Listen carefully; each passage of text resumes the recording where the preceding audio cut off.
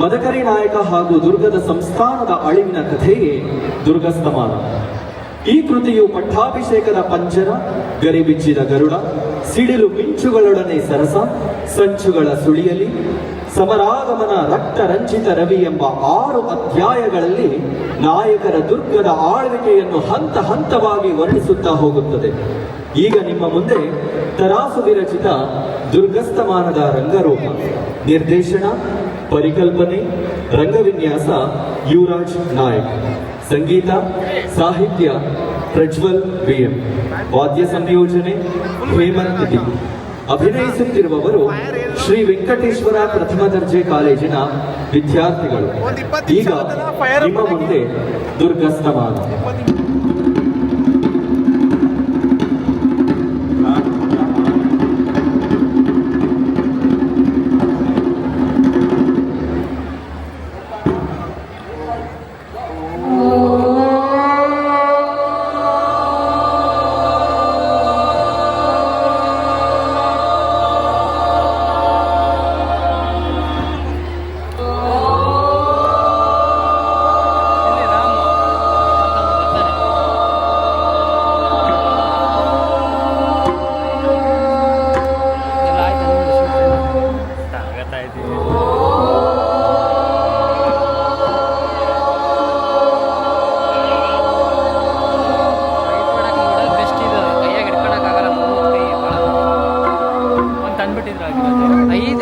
ಸಣ್ಣದೈತೆ ಅವ್ರು ಕಳಿಸಿರೋದು.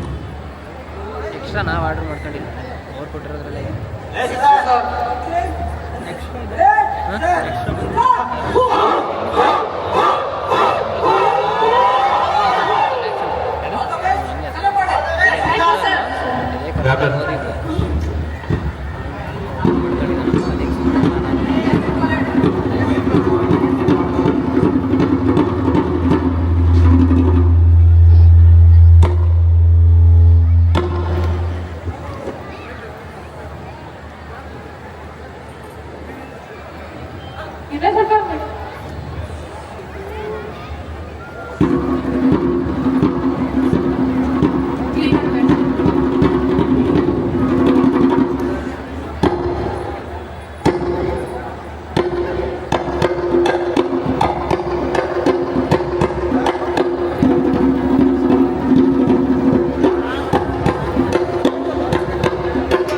ದುರ್ಗದಲ್ಲೆಲ್ಲ ಹತ್ತಿದೆ ಬೆಂಕಿ, ಸಿಂಹಾಸನಗೆ ಯಾರೆಂದು ಸುದ್ದಿ.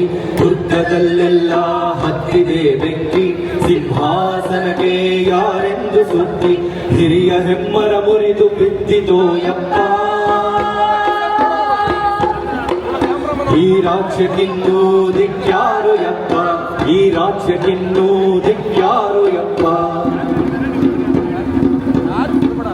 ಈ ತಾಯಿಗೋಳು ಕೇಳೋರು ಯಾರು, ಈ ಜನರ ಮುಂದೆ ನಡೆಸೋರು ಯಾರು. ಸತ್ತ ನಾರಿಗಳು ಗಾಳಿ ಹೋಯಪ್ಪ, ಬೇಡರ ಸಾವಾಸವಿಧಿಹರು ಯಪ್ಪ.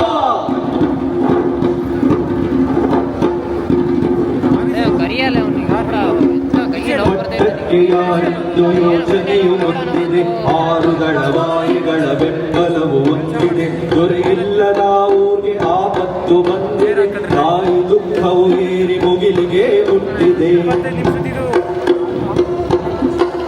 ನಾಯಕನ ಸಾವಿಂದ ನರಿಗಲ್ಲ ಬಂತು, ಬೇಡರ ಸತ್ತ ಬರೆಯುವ ಭಯವಿದೆ.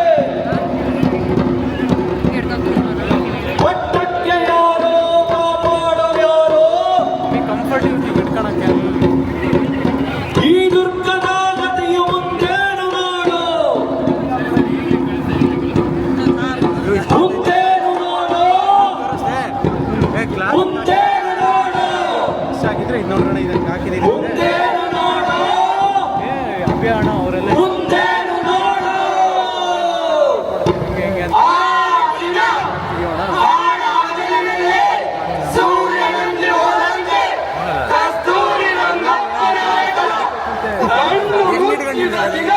ಏನ್ ಮಾಡೋಣ, ಚಾರ್ಜ್ ಕಮ್ಮಿ ಆಗ್ತದೆ, ಅಡಿಷನಲ್ ಟ್ರೈ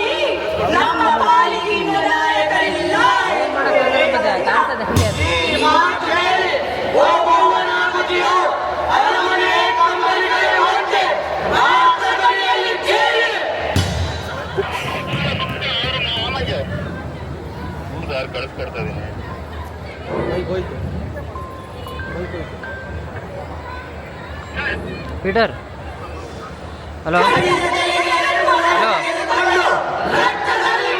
ಸ್ಟೇಜ್ ಹತ್ರ ಇದ್ದೀನಿ, ರಾಮಿಗೆ ಫೋನ್ ಮಾಡಿ, ಅವನ ಹತ್ರ ಇದ್ದಾವ ನೋಡಿ.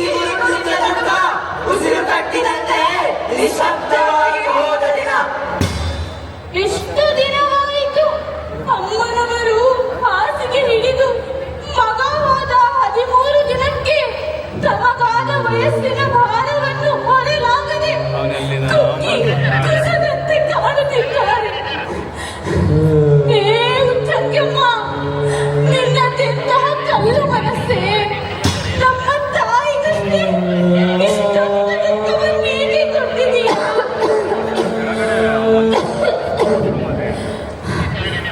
ರಾಮ್ ಪೀಟರ್ ಬಂದೇನಂತ ನೋಡಲೆ, ಅವನು ಫ್ರೀ ಕರ್ಕೊಂಬ, ಯಾರು ಇಲ್ಲ, ಇನ್ಯಾರು ಬರೋರಿಲ್ಲ. ಒಳಗೆ ಬರಕ್ಕೆ ಅಲ್ಲ, ಒಳಗೆ ಬರ್ತೀಯಾರೆ, ಒಳಗೆ ಬರ್ಬೋದಾ? ಫೋನ್ ಮಾಡ್ತೀನಿ. ಆಗುತ್ತಿಲ್ಲ, ಆಗಿ ಹೋಯಿತು ತಾಯಿ, ಆಗಬಾರದ್ದು ಆಯಿತು. ಅಕ್ಕಡಿಷ್ಟು ಮಕ್ಕಳಿಷ್ಟು, ನಿಮಗಿಂತಹ ದುಃಖ ಬೇಡ ತಾಯಿ. ಇದಾನ ಸರ್ ಅಲ್ಲೇ ಅವನು ಹೊನ್ನವ್ವ, ಫೋನ್ ಮಾಡ್ತೀನಿ. ದುಃಖಕ್ಕೂ ವಯಸ್ಸಿಗೂ ಏನು ಸಂಬಂಧ? ಪ್ರಾಯ ನೋಡಿಕೊಂಡು ದುಃಖ ಬರುವುದಿಲ್ಲ. ಆದರೂ ಹೆಣ್ಣಾಗಿ ಇಷ್ಟು ವರ್ಷ ಬದುಕಬಾರದು. 100 ವರ್ಷ ಬದುಕು ಎಂದು ಹೇಳುವ ಜನಕ್ಕೆ ಬುದ್ಧಿ ಇಲ್ಲ. ಆ ವಯಸ್ಸಿಗೆ ಎಷ್ಟು ಬಗೆಯ ದುಃಖದ ದಿನಗಳನ್ನು ಅನುಭವಿಸಬೇಕೆಂದು ಅವರಿಗೆ ಗೊತ್ತಿದ್ದರೆ ಹೀಗೆ ಯಾರನ್ನೂ ಅನಿಸುತ್ತಿರಲಿಲ್ಲ.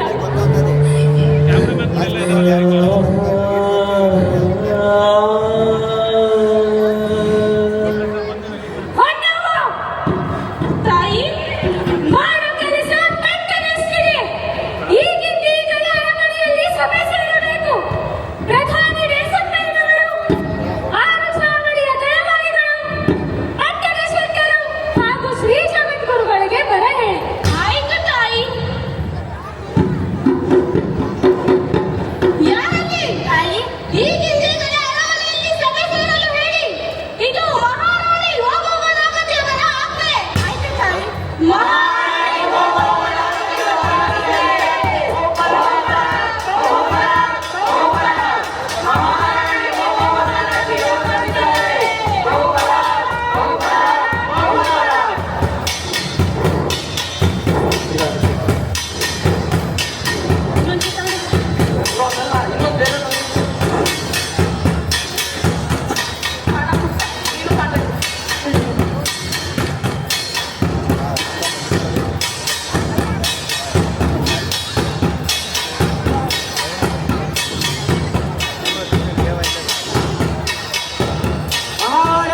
ವೈಭವನಾಗತಿಯವರು ಆಗಮಿಸುತ್ತಿದ್ದಾರೆ.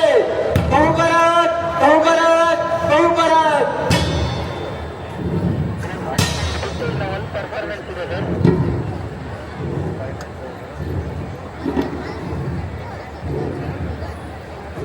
ಕುಳಿತುಕೊಳ್ಳಿ.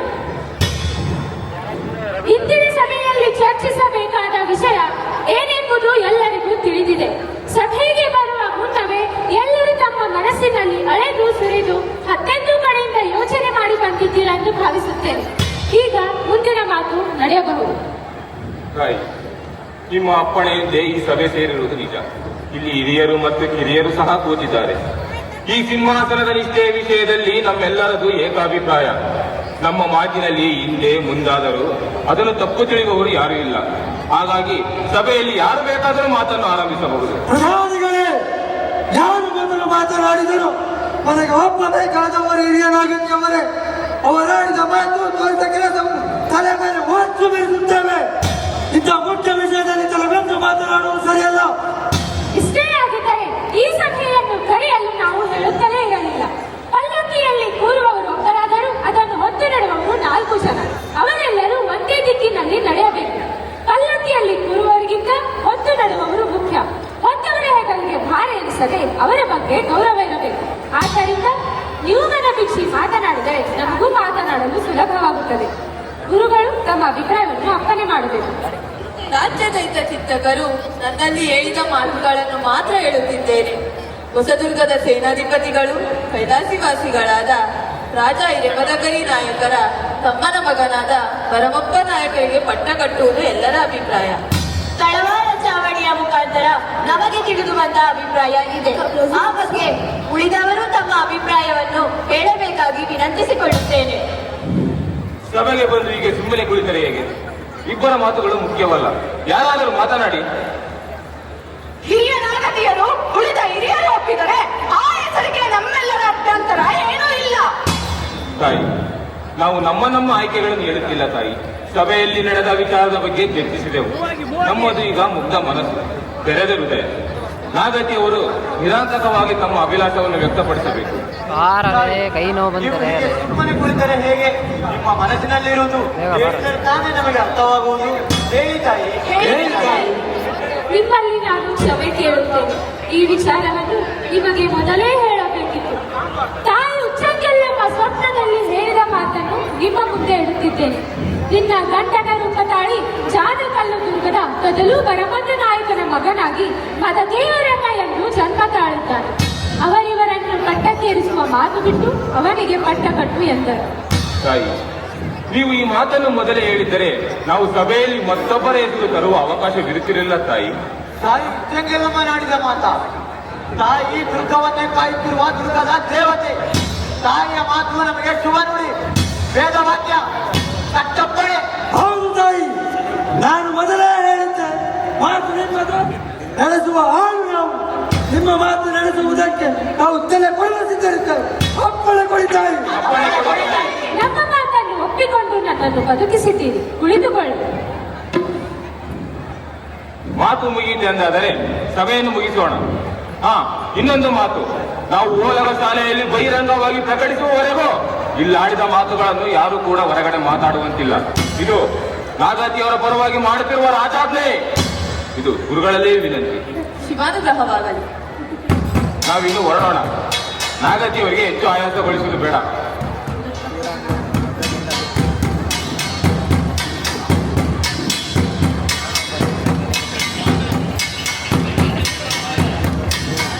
ತಾಯಿ, ಹೇಳಿ ಪ್ರಧಾನಿಯವರೇ, ನಿಮ್ಮ ಈ ನಿರ್ಧಾರದ ಬಗ್ಗೆ ಒಮ್ಮೆ ಆದರೂ ಚಿಂತಿಸಿದ್ದೀರಾ ತಾಯಿ?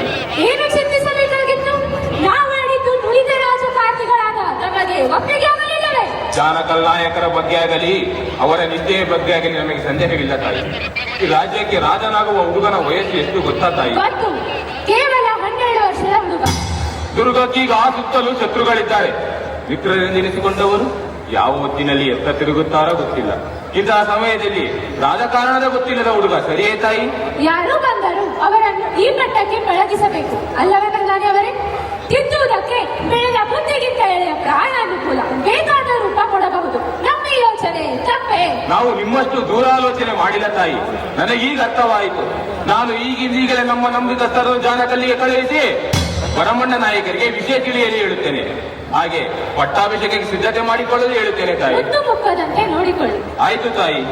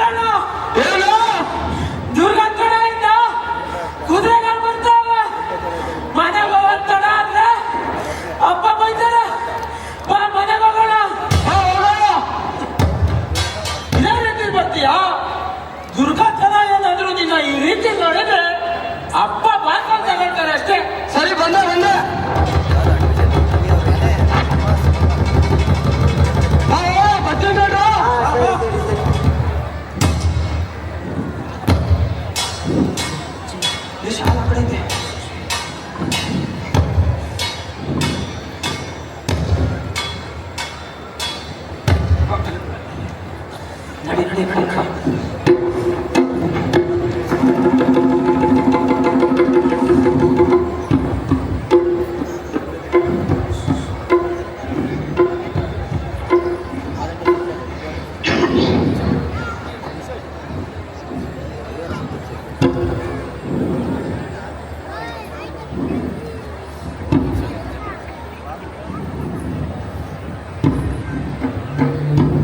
ಪರಶುರಾಮ, ಅಪ್ಪ ಯಾಕೆ ಎಲ್ಲಿದ್ಯಾ?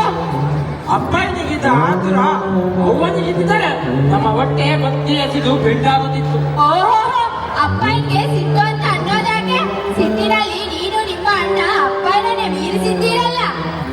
ಹೌದು ಅವ್ವ, ನೀ ಹೇಳೋದು ನಿಜ. ಮೊನ್ನೆ ಕತ್ತಿ ವರಸೆ ಹೇಳಿ ಕೊಡ್ತಿದ್ದ ಜಟ್ಟಿಗಳು ಕತ್ತಿಯಾಗೆ ಕೆಳಗಾಡಿಸ್ಬಾರ್ದು, ಅದು ಕಸಬರಿಕೆ ಅಲ್ಲ. ಅದಕ್ಕೆ ಅಣ್ಣಯ್ಯ ನನ್ನ ಕತ್ತಿಯನ್ನೇ ಕಸಬರಿಕೆ ಅನ್ನುತ್ತೇನೆ. ನನ್ನ ಕತ್ತಿರೋದು ಕಸಬರಿಕೆ ಅಂತ ನಿನ್ನ ತಲೆಬಾಯಿಸಿ ತೋರಿಸು. ಅಷ್ಟು ವಯಸ್ಸಾದವರ ಮೇಲೆ ಸಿಟ್ಟಿದಂತೆ. ಕತ್ತಿಯನ್ನೇ ಕಸಬರಿಕೆ ಅನ್ನುತ್ತಾರೆ.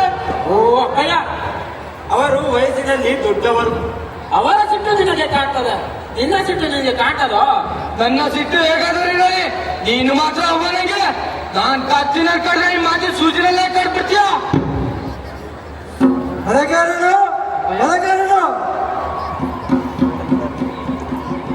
ಅಪ್ಪಯ್ಯ ಅಂದ್ರೆ ಹಿಂಗೇನ ಬರೋದು? ನಾವು ಆಡಿದ ಮಾತನ್ನು ಸಿಟ್ಟಿನಲ್ಲಿ ಮರೆಯಬೇಡಿ. ಇವತ್ತು ಇವರು ನಿಮ್ಮ ಮಕ್ಕಳು, ನಾನೇ ದುರ್ಗದ ಪಾಳೆಗಾರರು. ನಿಮಗೂ ಕೂಡ ನೀವ್ ಹೇಳಿದ್ದೀನ ಕೇಳ್ಬಿಟ್ಟು ನನ್ನ ಬುದ್ಧಿ ಎತ್ತೆತ್ತವಾಗ್ಬಿಡ್ತಾವ. ಆರಾಮ್. ಸಿಟ್ಟಲ್ಲಿ ಏನೋ ಒಂದ್ ಗಂಟೆ ಹೊಡ್ಬಿಟ್ಟೆ, ಬೇಸರ ಮಾಡ್ಕೋಬೇಡ. ಹಾ, ಹಾಗೆ ಹೋಗ್ಬಿಟ್ಟು ಒಂದ್ ತಮ್ಗೆ ಹಾಲು ಒಂದ್ ತಟ್ಟೆ ಓಯ್ ರಾಮ್, ಬಂದ ಪೀಟರ್. ಹಾ, ನೀನು ಪರಶುರಾಮ ಅಪ್ಪಯ್ಯ ನೀನ್ ಹೋಗು. ಆಯ್ತು ಅಪ್ಪಯ್ಯ. ನೀನ್ ಹೋಗ್ಬಿಟ್ಟು ಒಂದು ಹೊಸ ಅಂಗಿ ಒಂದು ರೇಷ್ಮೆ ಸರ್ ಹಾಕೋಬಹುದು. ಸರಿ ಅಪ್ಪಯ್ಯ. ಅಮಿತ್ ಅಣ್ಣ ಫೋನ್ ಮಾಡಿದೆ, ಹಾ, ನೀನು ಫೋನ್ ಮಾಡ್ತೀನಿ. ಹಾ, ಅಪ್ಪಯ್ಯ. ಹಾಗೆ ನಿಮ್ಮ ಅಮ್ಮನ್ ಕಳ್ಸು. ವಿಜಯ್ ಮಾಡು. ಅಪ್ಪಯ್ಯ, ಅಮ್ಮ ರೊಟ್ಟಿ ಮಾಡ್ತಿದ್ದಾರೆ. ಅದ ಆಮೇಲೆ ಮೊದಲು ಕಳ್ಸು. ಸರಿ ಅಪ್ಪಯ್ಯ.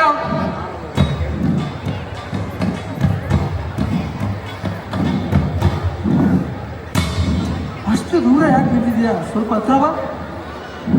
ನಿನ್ನ ಮಗನನ್ನ ಎತ್ತಿತ್ತು ಸಾಕಾಯ್ತು. ಮುಂದೆ ಸೇವಿ ಸರ್ ನೀವು ಹೇಳಿ ದೂರ ತುಳಿಕೆ. ತಾಯಿ, ವಿಷಯ ಇಷ್ಟೇನೆ. ಕಸ್ತೂರಿ ರಂಗಪ್ಪ ನಾಯಕರಿಗೆ ಮಕ್ಕಳಿಲ್ಲದ ವಿಷಯ ನಿಮಗೆಲ್ಲ ಗೊತ್ತೇ ಇದೆ. ಅವರು ಕೈಲಾಸರಾದ ಮೇಲೆ ದುರ್ಗದ ಮುಂದಿನ ಸಿಂಹಾಸನದ ಪಟ್ಟ ಯಾರಾಗಿ ಬಿದ್ದು ಚರ್ಚೆ ನಡೆಯಿತು. ತಾಯಿ ಓಬವ್ವನಾಗಲಿ ಅವರ ಅಪ್ಪಣೆಯಂತೆ ನಿಮ್ಮ ಹಿರಿಯ ಮಗನಾದ ಮದಕರಿ ನಾಯಕರನ್ನು ದುರ್ಗದ ದೊರೆಗಳಾಗಿ ತೀರ್ಮಾನಿಸಲಾಯಿತು. ಆ ಸುದ್ದಿಯನ್ನು ತಮಗೆ ತಿಳಿಸಲು ನಾವೆಲ್ಲ ಬಂದಿದ್ದೇವೆ.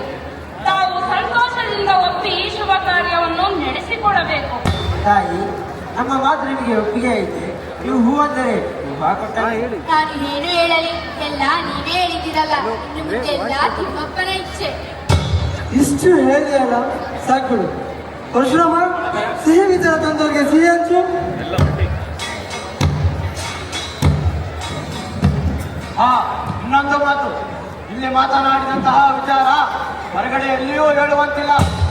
ಇದು ಓಬವ್ವನ ಪರವಾಗಿ ಮಾಡುತ್ತಿರುವ ಆಜ್ಞೆ. ನಾವಿನ್ನು ಹೊರಡುತ್ತೇವೆ ತಾಯಿ.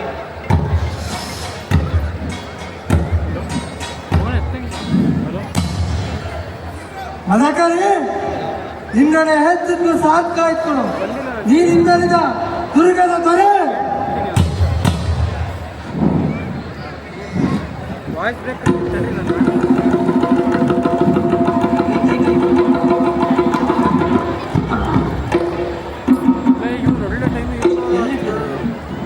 ಕೇಳು ಕೇಳೋ ಸಂಪಿಗೆ ಸಿದ್ದೇಶ,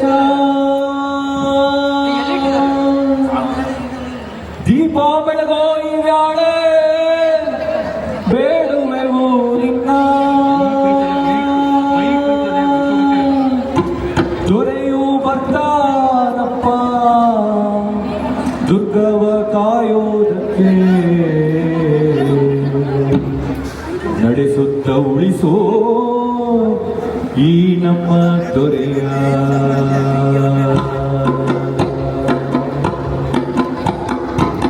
ಮಾರಪ್ಪ ನನ್ನ ದೊರೆಯೇ ದುರ್ಗಾದ ಪಾಳೆಗಾರ, ವೀರಾದಿ ವೀರ ಮದಕೇರಿ,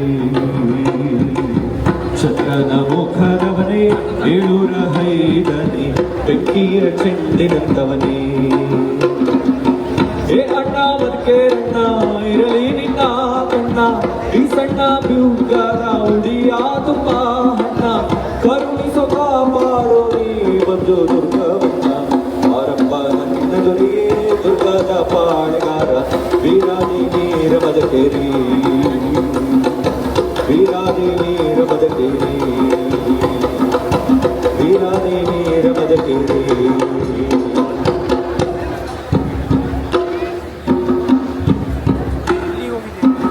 ಚಿನ್ನದ ರಥವೇರಿ ಹೊಂಗಿರಣದ ಮೈಸವರಿ, ಅಭ್ಯಂಜನದ ಮಧುಸ್ನಾನವೋ.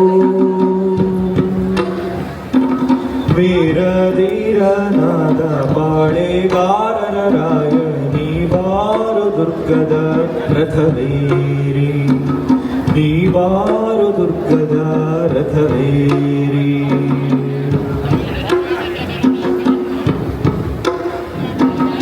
ಏಕನಾಥಿ ಉಚ್ಚಂಗೆ ಕಾಯ್ಬರೋ ನಿನ್ನ ತಲೆಯ, ನೀ ನಮ್ಮ ದುರ್ಗದ ಮನೆ ಮಗನು. ಅದ್ರಾಗೆ ಇದು ಕೂಡ ಇನ್ನೊಂದು ಬ್ಯಾಟ್ರಿ ಕೊಡು. ನಾಗತಿಯ ನೆರಳಲ್ಲಿ ಅರಳುವ ಕೈಗೂಸು, ಬಾರಯ್ಯ ನಿನ್ನ ತವರಿಗೆ, ಅಯ್ಯ ಬಾರಯ್ಯ ನಿನ್ನ ತವರಿಗೆ, ಅಯ್ಯ ಬಾರಯ್ಯ ನಿನ್ನ ತವರಿಗೆ, ಅಯ್ಯ ಬಾರಯ್ಯ ನಿನ್ನ ತವರಿಗೆ.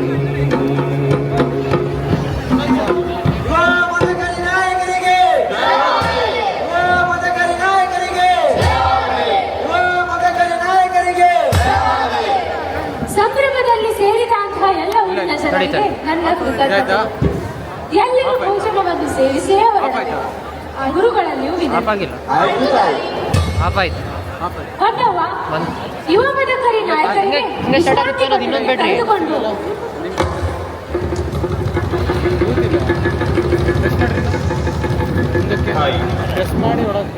ನಿಮ್ಮ ಇಚ್ಛೆಯಂತೆ ನಿಮ್ಮ ಆಸೆಯಂತೆ ಯಾವುದೇ ಅಡೆತಡೆಯಿಲ್ಲದೆ ಶುಭ ಕಾರ್ಯವಾಗಿದೆ ತಾಯಿ.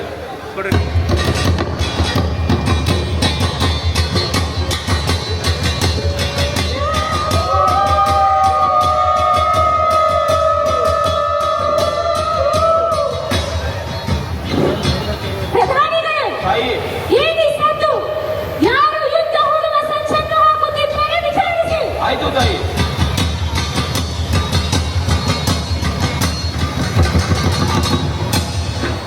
ನನಗೆ ಹೇಳಿರುವ ಮಾತನ್ನು ಸಬಡೆಯೋ ಮಹಾಪ್ರಭು, ರಾಯದುರ್ಗದ ತಲೆ ತಿರುಕಲು ನಿನ್ನೆ ಸಂಜೆ ದುರ್ಗದ ಚರಾಯಿಯಲ್ಲಿ ಬೇಯಿಸಿದ ಹಸುಗಳನ್ನು ಕದ್ದು ತಮ್ಮನ್ನು ಯುದ್ಧಕ್ಕೆ ಆಹ್ವಾನಿಸಿದ್ದಾರೆ ಮಹಾಪ್ರಭು. ನಮ್ಮ ಸನಾತನ ಕೈಯಲ್ಲಿ ಆಯ್ತು ಕೈಯಲ್ಲಿ ಗೋಲಿನಲ್ಲಿ ಹೊಡೆದಾಡಿ ಸತ್ತ ನಂತರವೇ ಮಹಾತಾಯಿ ಯುದ್ಧಕ್ಕೆ ಆಹ್ವಾನಿಸಿದ್ದು. ಅವರು 100 ವರ್ಷಗಳನ್ನು ಕಟ್ಟಿದ್ದು ಮುಖ್ಯವಲ್ಲ, ಆ ರಾಯದುರ್ಗ ತಲೆ ತಿರುಕಲಾಡಿದ ಮಾತನ್ನು. ಮಹಾಪ್ರಭು, ಆ ರಾಯದುರ್ಗದ ತಲೆ ತಿರುಕದಲ್ಲಿರುವ ಮಾತುಗಳನ್ನು ನನ್ನಿಂದ ಹೇಳಲಾಗುತ್ತಿಲ್ಲ. ಆ ಸಮಯಕ್ಕೆ ಮುಲಾಜಿಲ್ಲ, ಅವರಾಡಿದ ಮಾತನ್ನು. ದುರ್ಗಕ್ಕೀಗ ಕಟಸರ ದಿಕ್ಕಿಲ್ಲ.